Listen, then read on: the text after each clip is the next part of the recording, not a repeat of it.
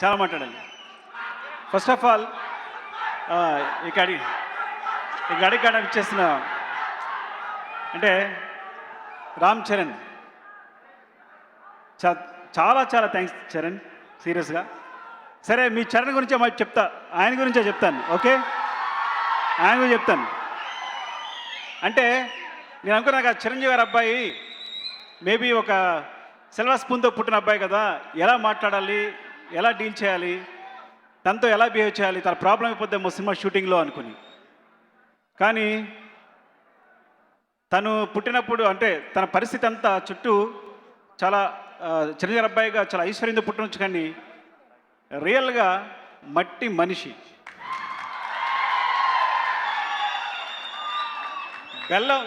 కాఫీలో బెల్లం కలుపుని తాగే బాబుతో. మేమందరం పాపికొండల షూటింగ్కి వెళ్తే అందరూ ట్యాన్ అయిపోయాం.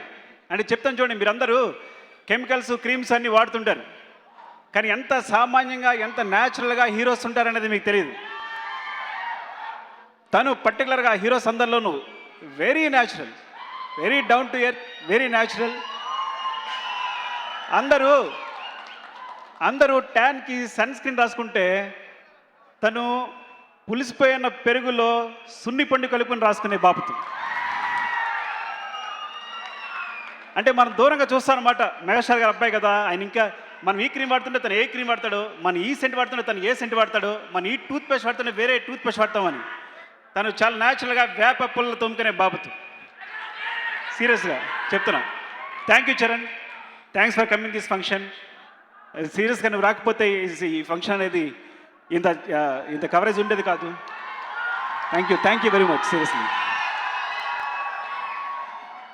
And my director Hariprasad is from హేబ్రో అనమాట. అంటే నేను ఫస్ట్ ఆదిత్యలో మ్యాథమెటిక్స్ చెప్పడానికి వెళ్ళినప్పుడు తను ఫిజిక్స్ లెక్చరర్ అక్కడ. ఇంకొకటి ఉన్నాడు ఇక్కడ రవికుమార్ అని కెమిస్ట్రీ లెక్చరర్. మేము ముగ్గురం జిగిరి దోస్త్. అంటే ఈ ఫిజిక్స్ వాడు అంటే నేను అంటే తను చాలా ఇండిపెండెంట్ నేచర్ అనమాట. చాలా ఏదైనా సరే చేసేద్దామా, రవి గారిని కలిపి 200 కిలోమీటర్స్ వెళ్ళిపోదామంటే వెళ్ళిపోదాం అనే బాబుతో. భయంకరమైన మెమరీ. గూగుల్ రాని రోజులో నా గూగుల్ తను, నా ఎక్స్ట్రా హార్డ్ డిస్క్. అంటే ఏది కావాలన్నా అక్కడ రికార్డ్ చేసుకోవచ్చు అనమాట. ప్రపంచంలో ఏ విషయం జరిగినా టక్కుని చెప్పేస్తాడు. సో అంత మెమరీ తనకి. సో ఆ విధంగా ఏంటంటే ఒక నా టైంలో నేను కొంచెం డౌన్లో ఉన్నాను, అలాంటి పరిస్థితుల్లో he came back to me, supported me. నేను మానసికంగా చాలా డౌన్లో ఉన్నప్పుడు వచ్చి తను సపోర్ట్ చేశాడు. తను వెన్నుదన్నుగా నాకు వెనకాల ఉండి నడిపించాడు నన్ను. నేను ఒక్కడనే కాదు, చాలా కథలకి తను నన్ను వెనకాల నేను సపోర్ట్ చేసి నడిపించాడు. సో తర్వాత ఈ కథ చెప్పిన వెంటనే ఈ కథ నువ్వే డైరెక్ట్ చేసేయి, నువ్వు ఈజీ ఫిజిక్స్ లెక్చరర్, నువ్వు చాలా లాజిక్ తెలుసు, ఈజీగా చేసేయగలవు. తనకు ఎక్స్పీరియన్స్ లేదు యాక్చువల్గా, ఒక్క సినిమా కూడా అసిస్టెంట్గా చేయలేదు. కానీ ఈ సినిమా చూడండి ఎంత బాగా చేశాడో, చాలా ఎక్స్పీరియన్స్ డైరెక్టర్గా చేశాడు ఈ సినిమా. సో అశోక్ని క్లాప్స్. అశోక్ని హీరో చేయాలన్న తప్పన కూడా తందే. అశోక్ అయితే ఈ సినిమా చేస్తానని పట్టు కూర్చున్నాడు. So all the best. But ఈ సినిమా హిట్ అయిన తర్వాత కూడా నా ఎక్స్ట్రా హార్డ్ డిస్క్ అనే ఉంటావని ప్రామిస్ చేస్తేనే all support you. So you should always me my Google, always పక్కనే ఉండాలి, గుర్తుంచుకోది.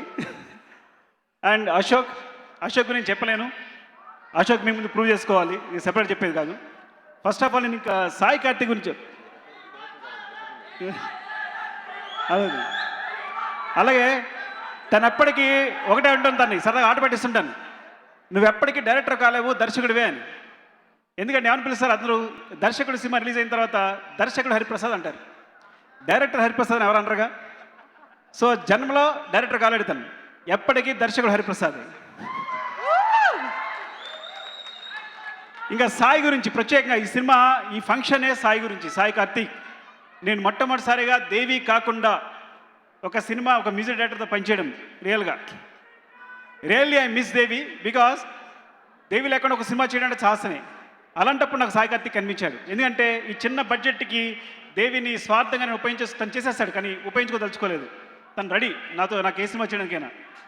బట్ ది బెస్ట్ నిజంగా చరణ్ ట్యూన్స్ విని ఎవరు మ్యూజిక్ డైరెక్టర్, ఈ అబ్బాయి ఎవరు అని పేరు ప్రత్యేకంగా కనుక్కున్నారు. ఎందుకంటే అందరూ తెలియని రహస్యం ఏంటంటే చరణ్ 8 years క్లాసికల్ మ్యూజిక్ నేర్చుకున్నాడు.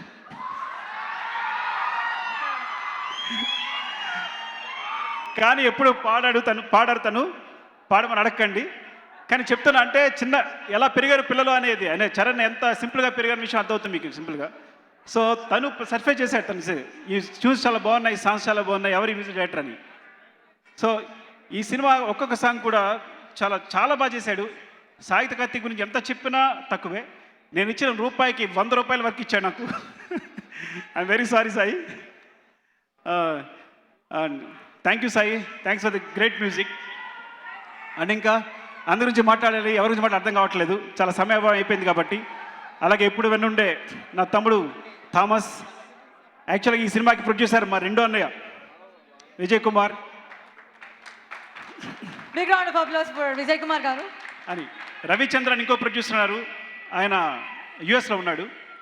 సో అందరికీ థ్యాంక్స్ చెప్తాను. ఇషా ఫ్యాబులస్ వర్క్, నువ్వు చాలా న్యాచురల్గా, నీ వాయిస్ అంతా చాలా న్యాచురల్గా ఉంటుంది, ఎఫెక్ట్లెస్గా మాట్లాడేస్తుంటావు.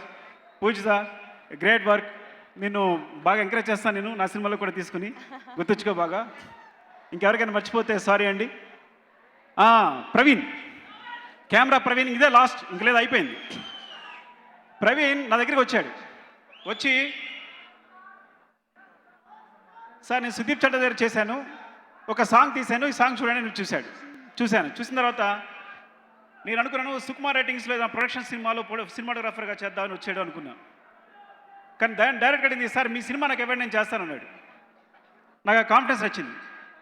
విజువల్స్ చాలా బాగున్నాయి.